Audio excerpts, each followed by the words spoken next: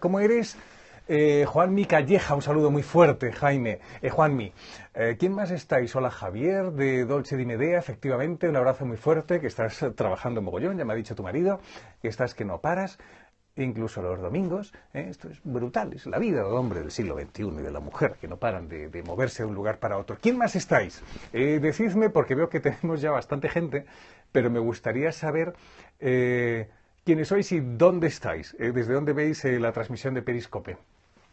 Vamos a ver, tenemos 40, 41, 42 personas.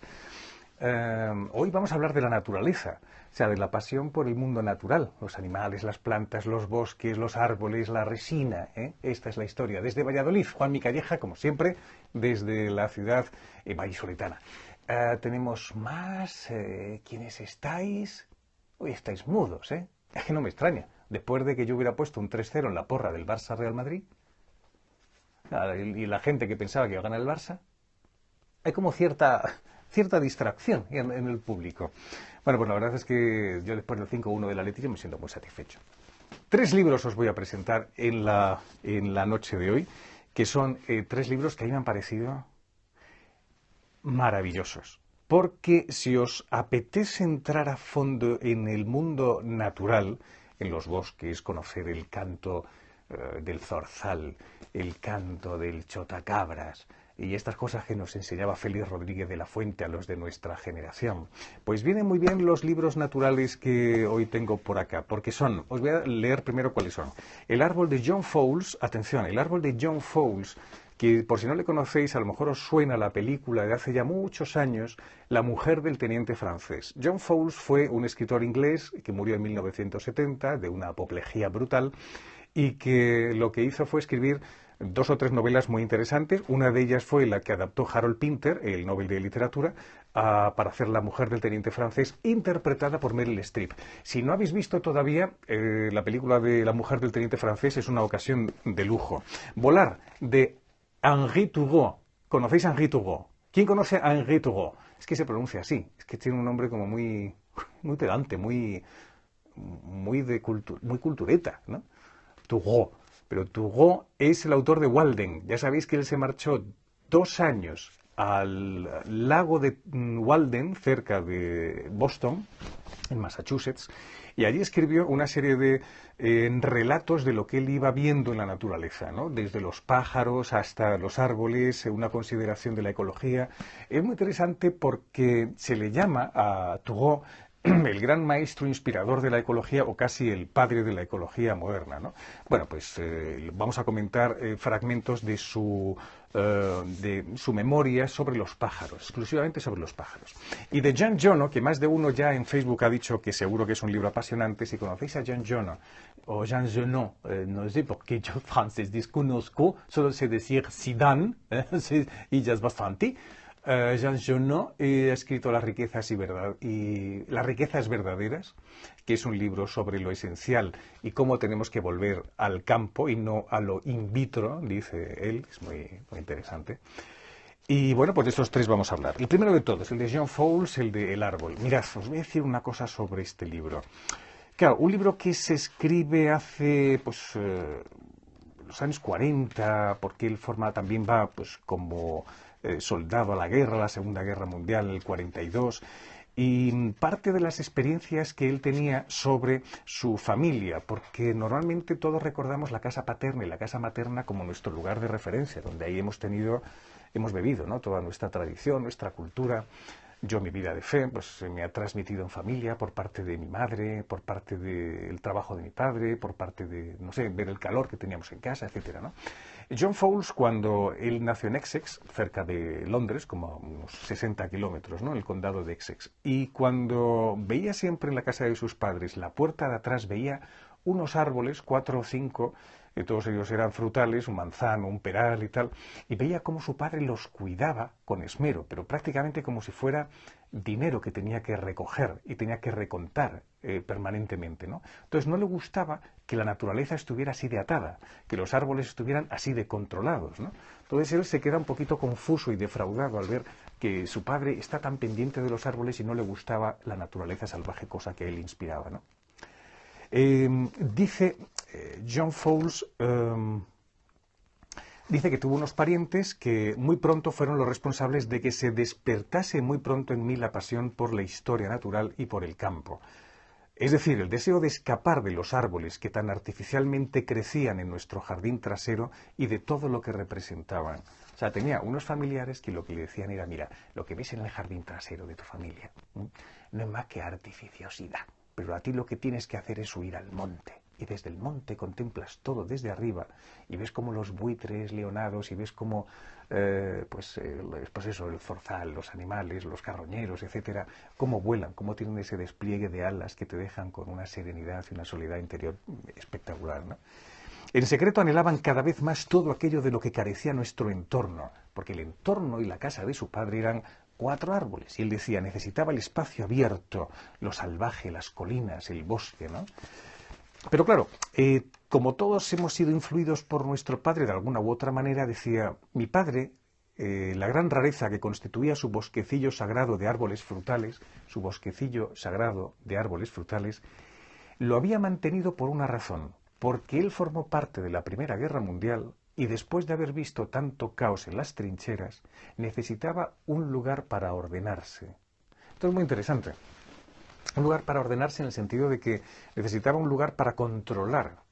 Porque cuando uno está en... nosotros no hemos vivido la suerte de los que vivimos en nuestra España actual y en el mundo que nos está tocando vivir, es que no hemos participado en ninguna guerra directa. O sea, nosotros no tenemos ninguna experiencia del horror, del caos, de la tragedia, del matar a los demás y de vivir una circunstancia en la que no hay orden, ¿no? Entonces, claro, la sensación del padre de poner orden a su vida debía ser como de una necesidad imperiosa, ¿no? Por eso decía él, necesitaba ese orden, ¿no? Él tenía una obsesión, dice él, por los beneficios. ¿Por qué? Porque de los árboles sacaba beneficios. Las frutas que le traían pues las manzanas, las peras y tal, decía, el mayor cumplido que él mismo le hizo a su propia producción fue decir lo mucho que esa fruta había costado en el mercado la semana anterior. O sea, en vez de disfrutar del árbol y del peral, como nosotros cuando disfrutamos de la flor del albaricoque, ¿no? Cuando se abre la flor del albaricoque. El otro día estuve en un hospital y vi de repente un cerezo en flor, ¿no? Todos hemos visto miles de cerezos en flor. Yo he subido a mi página de Facebook y Twitter una fotografía de Kioto en la que se ve cómo está reventando la primavera. Es una cosa tan asombrosa ver cómo están todos esos cerezos abiertos en canal que parece que es como que está cayendo el agua del invierno, ¿no? Parece que es la nieve misma la que se refleja en esa especie de ramas muertas, ¿no? Es una belleza, ¿no? Pero él, en cambio, hablaba de los árboles como los grandes benefactores, ¿no? Los que le daban beneficios. Cuando se publicó una de mis novelas, dice John Fowles, lo que más le preocupó no fue el contenido, que era algo escandaloso, decía él, sino la idea de que pudiera ser un fracaso de ventas. O sea, en vez del disfrute de su hijo, de su novela, que ha lanzado una novela que puede tener mucho impacto y tal, pues lo que hace es sencillamente pensar solamente en el fracaso o no de ventas, la obsesión por el dinero, ¿no?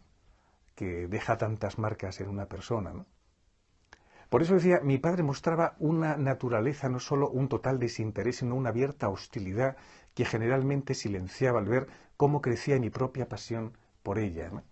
Según él ya había visto la suficiente cantidad de campo cuando él estaba el frente de batalla, ya había visto muchísimo campo, ¿no? Decía él. Hacía un pequeño jardín, insiste en ese tema, que podía controlar. A todos los efectos representaba la antítesis perfecta del campo de batalla, etcétera, ¿no? O sea que la primera parte de esta obra, que es, como digo, son las memorias de John Fowles, o una especie de escrito TJ63, un saludo muy fuerte, pues lo refleja sobre todo para hablar de su padre, ¿no? Luego, en la segunda parte, le interesa, digamos, hablar de sí mismo, ¿no? Es decir, del entusiasmo que yo tengo delante de un árbol.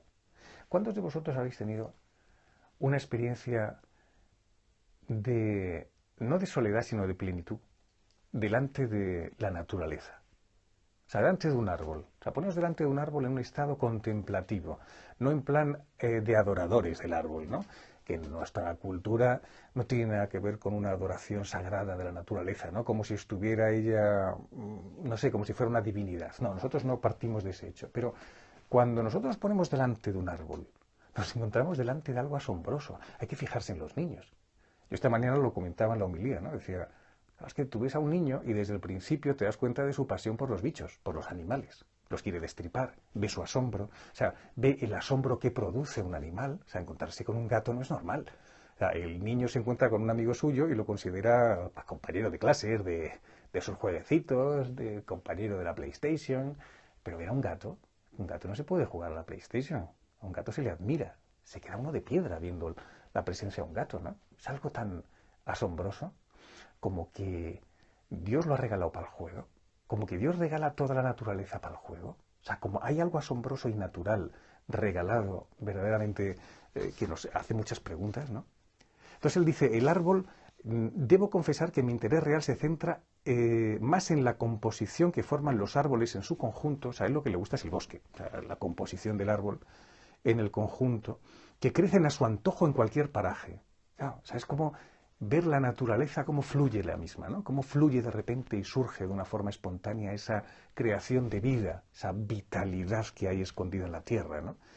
En ese organismo colonial, en esa gran colonia. Es que expresa muy bien John Fowles ideas de la naturaleza, ¿no? Ese organismo colonial. Reside para mí el auténtico significado de una experiencia y de un placer estético. Una experiencia auténtica es cuando estás delante de algo que te transmite de por sí una realidad ajena a algo que tú puedas controlar. Esto lo repito que es importante. La auténtica experiencia, según él dice, es encontrarte con una realidad que tú no puedes controlar, como es la de la magnificencia de un espacio amplio en el que están los árboles y de una forma salvaje, ¿no? La evolución ha hecho del hombre una criatura que aísla y divide todo lo que le rodea. Pero ya no se asombra tanto de la realidad, si nos volvemos mecanicistas, ¿no? Esta voluntad de aislar cualquier objeto de su entorno, similar a las prestaciones que les exigimos a nuestros instrumentos ópticos, microscopios, telescopios. Nos gusta mucho la ciencia del conocer las cosas de cerca, ¿vale? O sea, de investigar en qué está constituido la savia. Vamos a ver la savia y la fotosíntesis, qué interesante. Pero no la admiración, no la contemplación, es lo que quiere decir John Fowles. En otro momento dice, yo me convertí al principio, era un pseudocientífico, dice él. Me interesaba, me asomaba a la naturaleza como una especie de rompecabezas intelectual. Por cierto, veo que no podéis participar en el tema de que podéis escribir permanentemente. Es una pena, tendré que revisarlo para el próximo periscopio. O sea, no os preocupéis, que lo más interesante del periscopio no es mi charla, sino que estemos en constante diálogo. Pero esta vez debe ser que me he dado algún botoncito de esos que dicen puedes compartir todo lo tuyo. Bueno, pues se me ha olvidado, pero ya no puedo interrumpir la sesioncilla, ¿vale?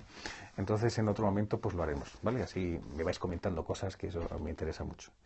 Porque, decía él, me enfrentaba a la naturaleza como si fuera una especie de rival, el equipo contrario al que debía batir y vencer. Eso pasa muchas veces en la vida, que nos han enseñado las ganas de rivalizar con otros, ¿no? Y considerar la naturaleza casi como un rival pues es un desastre, ¿no? Que tienes que investigar y profundizar a fondo y tal, ¿no? Me apartaba de lo que podía ser una experiencia global.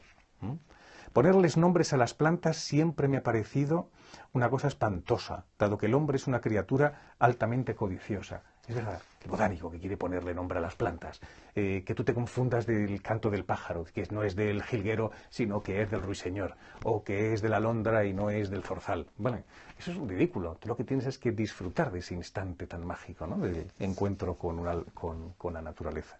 Todo esto constituye el triste legado de la ciencia victoriana, dice él, ¿no? Porque él, esto lo escribe en 1940, y estaba obsesionada por la maquinaria, la taxonomía. Taxonomía es como el ordenar las cosas, ¿no? Una taxonomía, un orden escrupuloso, con géneros, subgéneros, con títulos, subtítulos, tal, ¿no?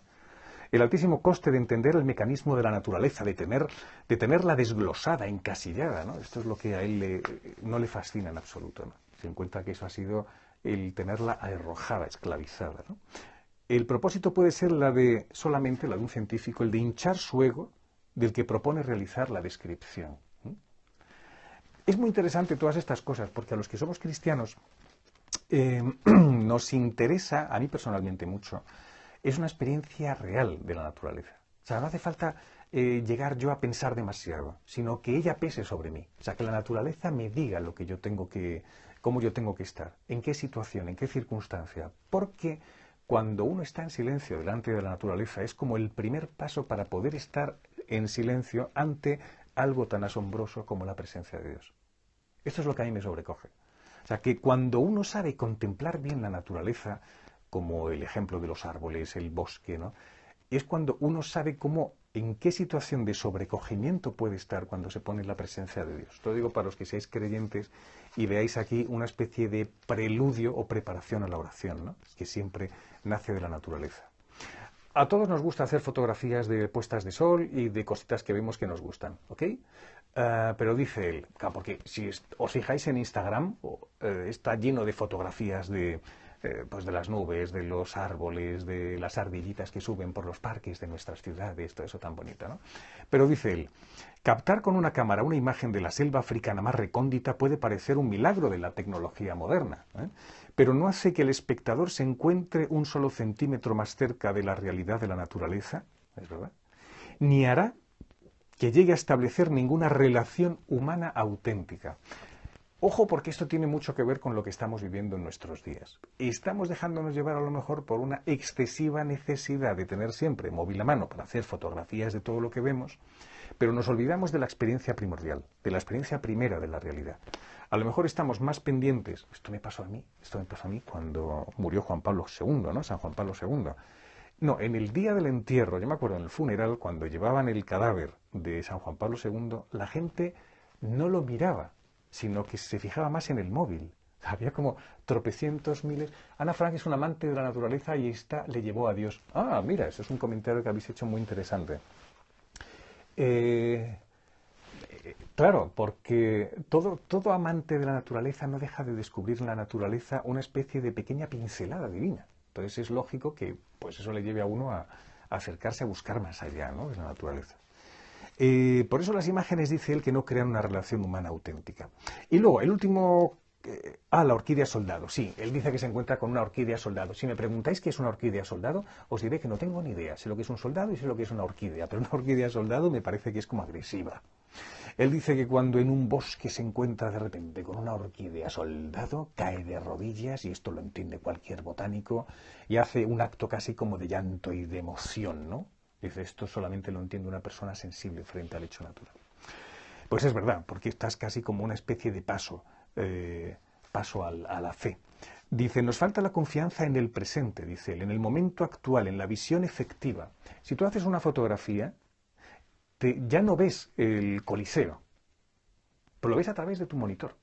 O sea, te pierdes el efecto, el momento primordial de la contemplación. Si tú vas a un museo donde te dejan hacer fotografías y haces cuadro de Hopper, haces un cuadro de Van Gogh y tal, digo, una foto, entonces no te estás fijando en el cuadro, estás solamente pendiente de aquello que estás desnaturalizando, quitándole su labor primordial, que es la de sorprenderte, por luego contárselo a no sé quién, o por tener tu colección de fotografías de obras de arte que estás codificando o metiéndolas en internet. ¿Entiendes? O sea, es un poco patata, hablando en términos naturales, patata esto.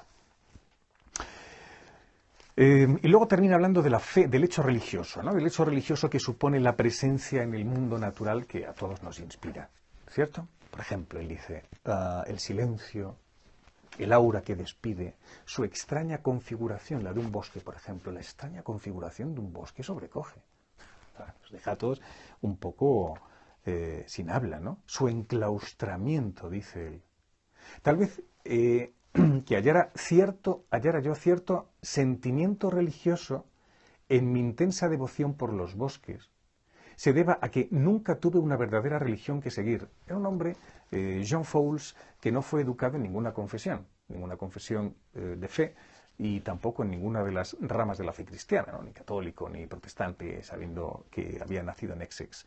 Dice, pero con estas naves con columnas de las que se apoderó Baudelaire en su famoso verso sobre el templo de pilares vivos, sabemos que los primeros espacios sagrados del Neolítico consistían en arboledas artificiales. O sea, cuando tú descubres los primeros yacimientos que hay del Neolítico, el Neolítico que es 6.000 años para esta parte, ¿no? Más o menos, no lo sé, pero yo creo que sí, que son 6.000 años más o menos, ¿no? 4.000 o 4.000 antes de Cristo, ¿no? 4.000 o 5.000 antes de Cristo, 5.000, 6.000, por ahí más o menos, ¿no? Pues hay como una especie de columnas o piedras simulando un bosque, porque el bosque le pone a uno en presencia del misterio y de la realidad, ¿no? Entonces por eso él dice que hay siempre un cierto sentimiento religioso delante de un bosque.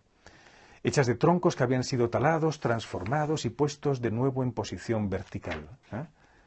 Los pueblos neolíticos, como esclavos que eran de esa nueva gran invención cultural que fue la agricultura, fueron los primeros que tuvieron que deforestar. Claro que el paso, es verdad, del paleolítico al neolítico era el paso de lo que es el nomadismo a la agricultura. Entonces, claro, tenían que deforestar los bosques. Todos los pobres que decían, qué bonito es todo esto y cuánto me llena de Dios, pero necesitamos cortarlos y talar y deforestar esto.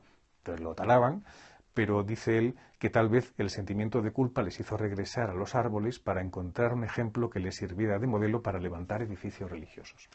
Y por último termina con una frase muy rotunda, muy chula, que he subrayado porque me ha gustado mucho y a lo mejor luego la meto en Twitter, ¿no? Porque es casi un tweet de John Fowles. Cuando los científicos se refieren a los procesos biológicos que se llevan a cabo en el laboratorio, utilizan el término in vitro, en vidrio, no en naturaleza. La evolución de la mentalidad humana ha hecho que ahora estemos todos in vitro, detrás del cristal de nuestro propio ingenio. Magnífico el texto, ¿eh? Luego lo meto en Twitter para que le echéis un vistazo. He comentado el libro El árbol de John Fowles, que os lo comento en primer término, que me parece una obra... Acaba de salir en Impedimenta. Impedimenta es una editorial...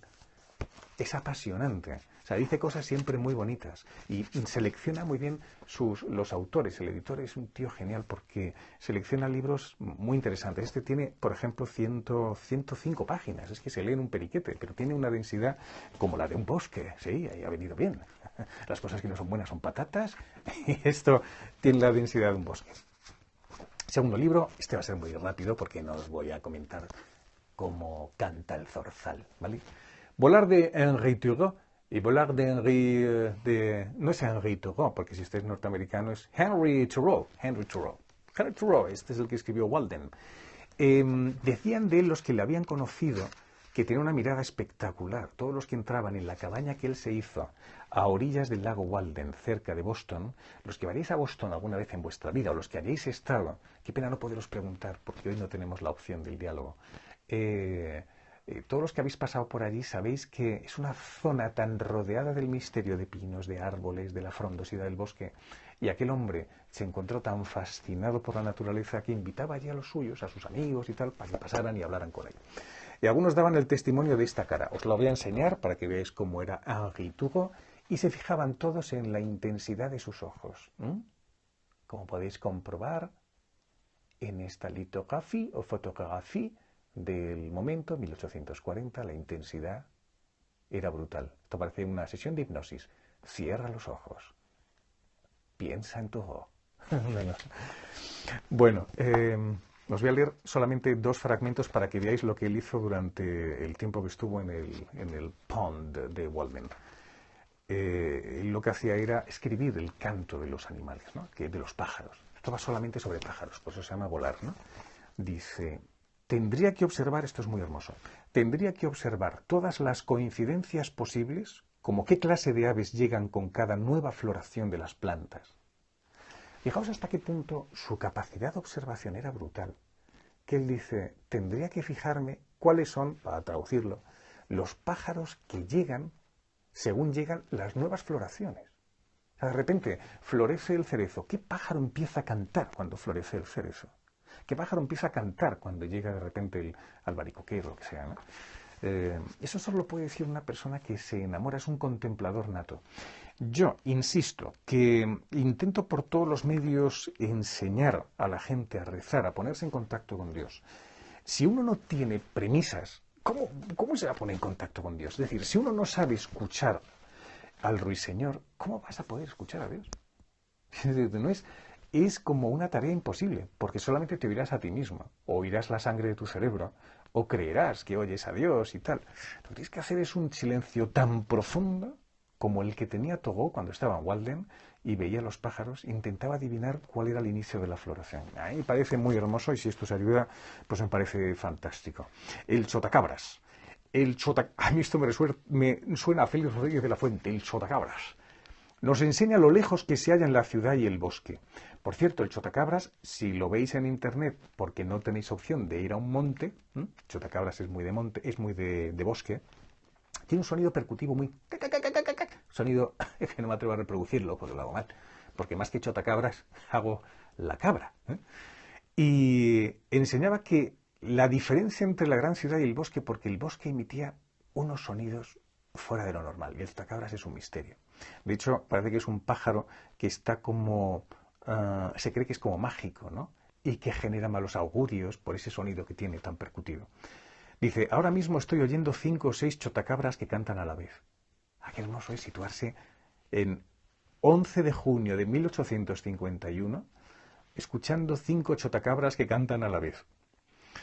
Y aquí, por lo tanto, la idea de que su canto transmite malos augurios equivaldría a atribuírselos también a la noche y a la luz de la luna, porque es el pájaro de la noche, chotacabras, ¿no? Dice, es el pájaro que tú cuando ves la luna y ves el ambiente de la noche, ves lo sobrecogedor que es su silencio, ¿no? Pues te quedas absolutamente consternado. Cuando se va haciendo de noche oigo de tanto en cuanto el débil canto de un gorrión que se está quedando dormido, el canto de vísperas. Fijaos cómo asocia la fe, o sea, el hecho religioso, la oración, con lo que están haciendo los animales. Cuando nosotros los consagrados decimos al Señor, criaturas todas del Señor, bendecid al Señor, decimos pájaros, bendecid al Señor, animales, bendecid al Señor, rocíos y nevadas, todo eso. Aquí hay un ejemplo muy claro, porque el mismo Walden que tenía una religión, Thoreau, que tenía una religión muy natural, en el fondo lo que está diciendo es que todo lo que ve está prosternado, por así decirlo, ¿no? delante del misterio, de una fe, ¿no? de un hecho religioso. Por eso dice, el gorrión se queda dormido y es su canto de vísperas, ¿no? Porque lo hace por la tarde, antes del anochecer. Parece muy hermoso, Volar de Thoreau. Y luego este último, el de las riquezas verdaderas, con este terminamos, de Jean Genot, este sí que es francés. Este era un anarquista comunista, es que es un tipo muy, muy gracioso, muy interesante, ¿no? Pero que dice unas cosas que a mí me fascinan, ¿no? Me fascinan. Era un pacifista nato, o sea, era de estos pacifismos que no pueden serlo. O sea, yo creo que hay un pacifismo que no puede existir, ¿eh? Que es... Se han caído todos los libros ahora, como todos los árboles y los pájaros se me han caído al suelo. Ahí va otro. Pues dice él... yo he sido siempre un pacifista nato y todas las circunstancias de la vida hay que ser pacifistas. Pues no. ¿Por qué? Porque te conviertes en un ideólogo o en un fundamentalista de la paz. Por ejemplo, cuando llega la ocupación nazi a Francia, y cuando llega Hitler y se hace la famosa fotografía desde el Trocadero, situados en el Trocadero de París, y se ve de fondo la Torre Eiffel, esa fotografía que nos espeluzna a los amantes de París y a los amantes de la libertad y de Europa, ver de repente aquel monstruo en el Trocadero, pues dices, Dios mío, qué horror, ¿no? Tenía que resurgir esa resistencia francesa para defender su territorio. Pues es normal, es de cajón, ¿no? Pues Jean Genot no. Jean Genot lo que hizo fue estar de acuerdo con el gobierno de Vichy. Es decir, ¿por qué? Porque no quería la guerra y el conflicto. Pues ahí había que estar de parte de la resistencia francesa, no, pero yo soy pacifista y tenía que estar con el gobierno de Vichy. Esto es el desastre del que tiene una ideología para las cosas incluso de la paz. Hombre, ¿cómo no va a estar justificada la defensa frente a un monstruo? Me parece que es como de sentido común, como ahora tenemos que intervenir en Siria o tenemos que intervenir en Siria, por ejemplo, con lo que está pasando con las matanzas de cientos de miles de personas, ¿no? Y los cristianos de una forma como un genocidio, como ya ha sido reconocido, ¿no? Bueno, pues en el libro, por ejemplo, se dicen cosas apasionantes porque también hay muchas referencias religiosas. Dice, las especulaciones puramente intelectuales despojan al universo de su manto sagrado. Cuando uno se pone a hablar solamente en teoría o poéticamente del campo y de la naturaleza, le puede quitar su manto sagrado. Hay como un manto sagrado, como la mano de Dios que lo cubre todo. ¿Cómo decía San Juan de la Cruz? 1000 gracias derramando pasó por estos sotos con presura y yéndolos mirando con sola su figura, vestidos los dejó de su hermosura. Hay un manto mágico, no mágico, sino sagrado, en el que Dios pone su mano y va haciendo un milagro de cada realidad natural, ¿no? Porque el hombre no puede vivir sin moradas mágicas. Os digo una cosa, todas las frases de Jean Genot son tan maravillosas. O sea, atina tanto con el sentido de lo que quiere decir. Muchas veces nosotros, los que nos gusta el mundo de la comunicación, y bueno, todos, cualquiera de nosotros, ¿no? Intentamos dar con la palabra más adecuada para transmitir un mensaje, ¿no? Y Jean Genot es que lo consigue, dice, os lo repito, ¿no? No pueden vivir los hombres sin una morada mágica, o sea, un lugar mucho más allá de lo plano, sino tiene que haber un encantamiento, tiene que haber un estado como de presencia de algo más que sea lo meramente humano, ¿no? Es lo que él pretende decir. Y más cositas que os pueda decir del libro, que siempre me subrayo previamente porque me parece que puede decir cosas interesantes, es, por ejemplo, cuando comenta una tabla de Giovanni di Paolo. Mirad, si tecláis googleáis, como se dice ahora, Giovanni di Paolo, que es un maestro italiano contemporáneo del Giotto, que tiene una tabla que se llama... yo no la había visto nunca, sobre todo porque es una imagen que yo creo que casi ningún artista, solo Giovanni di Paolo, ha hecho, ha pintado. Y es San Juan Bautista se retira al desierto. Yo nunca había visto esa imagen. O sea, representado San Juan de la Cruz, San Juan Bautista yendo al desierto, pues nunca la había visto. Pues él hace como un comentario natural, desde la naturaleza, de esa tabla. Dice, San Juan se despoja de golpe de todo lo que le obstaculiza y hiere y se va a la desnudez y al desierto. Eso es lo que San Juan Bautista, su carácter era de comerse las alimañas del desierto y de vivir en un estado de dureza, ¿no? Esta vez una línea curva, tal. El lado del que parte y el lado al que se va son como un puente sobre dos bastiones. Se va desde su casa, atraviesa un jardín, para decirlo en términos naturales, un labrantío, que así es como hablan los agricultores. Yo que estoy aprendiendo mucho leyendo estos libros. Entonces pasa un labrantío, pasa una pequeña ciudad y luego se mete entre unas cuevas muy del año 1300 y pico. Son una especie de sombras más que rocas, ¿no? Es muy chula.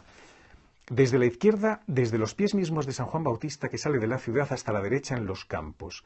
¿Va al desierto? No, todavía aún no. Hay un falso desierto, porque es la tierra rica en alfalfa, habas, trigo, lentejas, arrozales, maizales. La mitad está más arriba. No se encuentra en medio de estas riquezas, porque él va buscando el desierto para encontrarse con Dios, ¿no? La voz de Dios, ¿no? Porque si él es la voz del que clama en el desierto, tiene que saber quién le llama a él, ¿no? La tragedia de la confluencia y de la abundancia de los caminos, que dice él, es la tragedia de todo ser humano. Cuando tenemos tantos caminos y no sabemos cuál escoger, ¿no? Porque a veces no sabemos hacia dónde queremos ir, que esta es la tragedia, ¿no? Y dice, él se encuentra con la riqueza y su desnudez, el falso desierto a través del cual quien no gana se hunde como en unas arenas movedizas. Porque él dice que las cosas que producen riqueza a uno le hunden como las arenas movedizas. Parece que se mueve mucho y tal, pero solo se mueve para hundirse. Frases de Jean Genot, ¿no? El que se retira no se ha alejado de nosotros. Su cuerpo es más armonioso. Ya no está agarrotado por el esfuerzo de abandonar, sino que lo distiende la alegría de alcanzar. ¡Fijaos qué belleza! O sea, se ve como una persona que toma una decisión en su vida clara de casarse con alguien, ¿no? Una decisión vocacional, sacerdotal, ¿no? Como en mi caso. La alegría no tanto del salir como del estar llegando. O sea, eso es como en el noviazgo es la alegría ya de que llegue la boda para estar con él o para estar con ella y para vivir eternamente nuestros momentos, ¿no? Ya no está agarrotado por el esfuerzo de abandonar, sino que lo distiende la alegría de alcanzar. Solo ha tenido para escuchar el latido de su corazón. Esto es muy poético, de Jean Genot. Y luego más cosas que dice... ya hace una crítica, y con eso termino, ya hace una crítica al hombre contemporáneo. Dice, la vida arde todo el tiempo en el cuerpo de los habitantes de la ciudad. Este libro se basa en un itinerario que él hace por París y dice, en la ciudad uno no se puede encontrar con libertad. Es una exageración, como la de su pacifismo tremendo, ¿no? Dice, la alegría de la llama no la entiende, sino solamente su utilización. O sea, el hombre contemporáneo no sabe qué hacer con la llama que ha recibido, sino solamente la utilidad que le produce. Entonces, como no sabe qué hacer con el dinero que tiene, sino lo que le produce es la rentabilidad. No sabemos qué hacer con los dones que hemos recibido y no ponernos al servicio de los demás o regalarlos o en un estado de generosidad y de gratuidad permanente. Él dice que se vive así en un estado de perpetua esclavitud, ¿no? Y luego, pues, dice que él es un enamorado de los gestos primordiales. Esto es muy bonito. Gestos primordiales. Gestos primordiales se los asocia con las cosas del campo. Por ejemplo, ¿quiénes de vosotros sabe desollar un conejo? Yo no. ¿Quién de vosotros sabe como él dice, mirad cómo lo dice, porque pone una serie de ejemplos muy chulos, ¿no? Que yo, desde luego, no sé hacer ninguno. Sí, por ejemplo, hacer de mimbres un cesto. Yo no sé hacer de mimbres, con los mimbres un cesto, vamos, en absoluto. O qué es lo que haces para el vino, ¿no? Meterlo en las cubas. Es decir, esas, como él dice, gestos primordiales que te recuerdan que la naturaleza y tú tenéis mucho que ver, que la naturaleza no es extraña y externa a ti, sino que tú estás vinculado a ella. Y a lo mejor el mundo moderno lo que te hace es distanciarte del campo, de ese lugar donde tienes tus principios que te alejan un poco de lo artificial y te acercan más a lo natural. Que nos desnaturalizan, como dice él, que es una palabra que él utiliza mucho. Chicos, aquí os dejo las riquezas verdaderas de Jean Genot, y con los dos libros que os he citado antes nos vamos a ir, que ya es un poquito tarde, que son las 11:05 de la noche.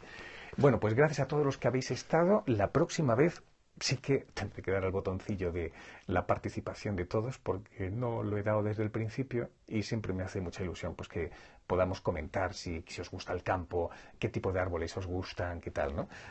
Así es que para el próximo día lo haré. Gracias a todos por haber estado ahí y muy buenas noches, muy buena semana, y que ojalá que de la naturaleza aprendamos la contemplación, la disposición a una contemplación que nos pueda ayudar a los cristianos a acercarnos mucho mejor a la oración y a entender más a Dios en oración. Chao, chicos, os veo.